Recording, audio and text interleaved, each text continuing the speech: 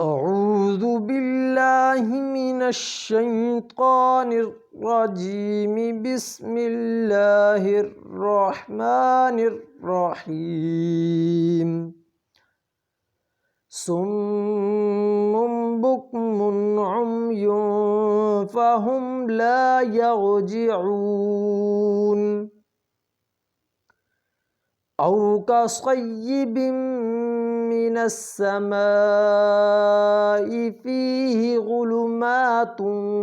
ورعد وبرق يجعلون أصابعهم في آذانهم من الصواعق حذر الموت والله محيط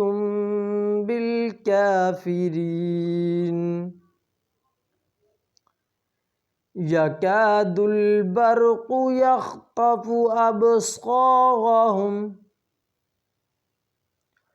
كلما أضاء لهم مشوا فيه وإذا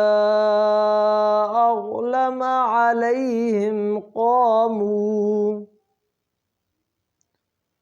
ولو شاء الله لذهب بسمعهم وأبصارهم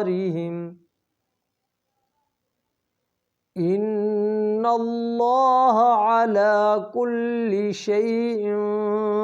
قدير